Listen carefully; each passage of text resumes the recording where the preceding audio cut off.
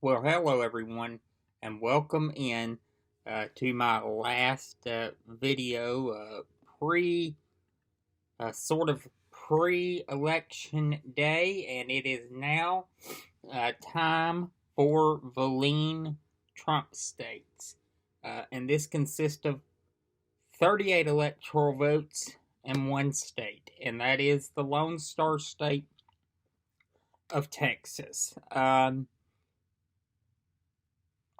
A lot of people um, at the beginning of a campaign really put Texas out there as if Joe Biden had a really good night, possibly he could flip it, possibly he could put it in play. It kind of fell off the radar for a long time, went into that more likely Trump state category, and at some point, some people even considered it in the safe Trump category. Um, but now, Texas has really emerged as a key and pivotal state, and um, I just don't think that there's enough Democrats in Texas right now to flip Texas to the Democrats. That being said, I do believe this is the last election in which both parties will write Texas off. Uh, it will be the last election in which Republicans will only have to pay a little bit of lip service to Texas and really go there for fundraising opportunities.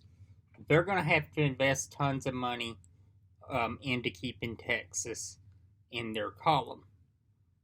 Democrats, on the other hand, are going to have a real shot to be competitive in Texas.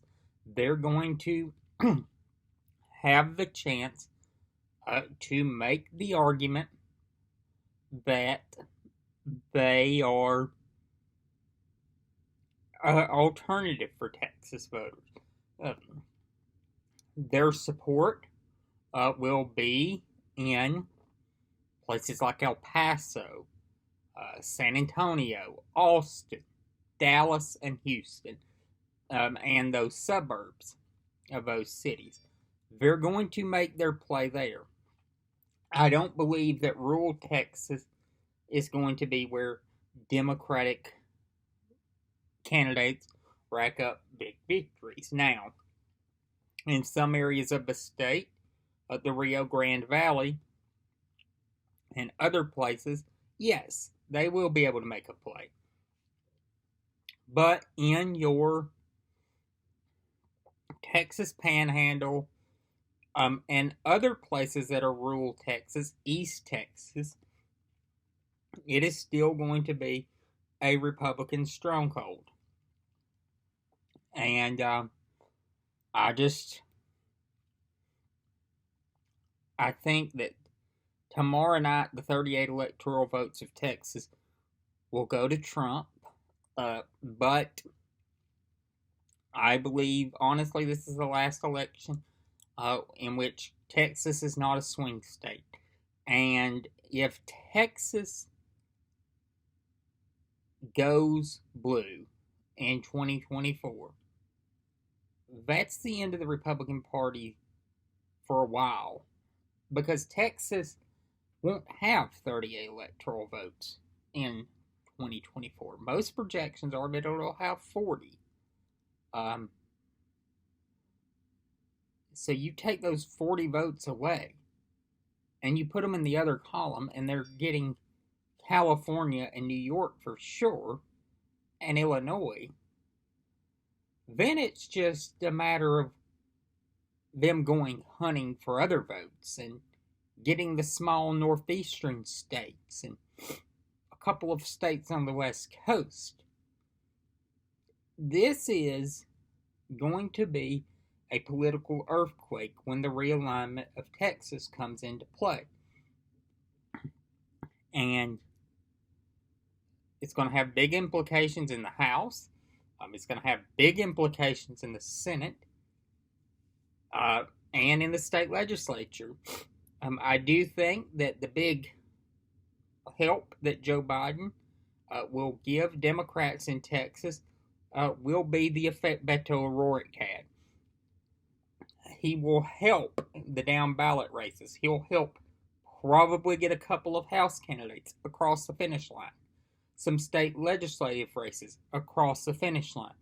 And I think he will help the Democratic candidate for Senate have a much more respectable showing. I don't think she wins, but she does get closer than she would have in a usual election cycle in Texas. So, my final prediction on tomorrow night is this: 375 electoral votes for Joe Biden to 163 for Donald Trump. I believe Joe Biden is going to win. I believe that it will be called sometime between poll closing tomorrow and 6 a.m. on Wednesday. I just think that the votes are going to come in, and it's probably, in my opinion, going to be about a 9.5 percentage point victory in terms of the popular vote. I just think that the political environment right now is so hostile to Donald Trump and the Republicans that there's going to be no way for them to escape this coming wave. If I'm wrong in the Electoral College and somehow they hold on to Georgia and Florida by the skin of their chins on their chinny teeth, and say somehow it ends up in a tie in the Electoral College. If you have a situation where Joe Biden has won by 5 million votes and somehow he gets screwed out of it in the Electoral College, you think that people were angry and calls for reform about the Electoral College came after the 2016 election? You ain't seen nothing yet. So, but I think voters in other states are going to do their job, so that's not going to be a possibility in my mind. But I'm supremely confident in my belief that tomorrow night is just going to be a wave, a blue wave that sweeps across the nation and is really dramatic. It really changes the electoral map. And states that people thought that were safe at the beginning of the election cycle are going to shock people. And I think the most shocking for most Republicans will definitely be the state of Georgia when it goes blue. So, as I've said, my prediction is 375 for Biden, 105 votes over what he needs to 163 for Trump, making Donald Trump the first one-term president since George H.W. Bush. So, Trump is denied a second term. I will see you all tomorrow for a pre-election return chat and why tomorrow is so important. I will see you all then. Have a good night.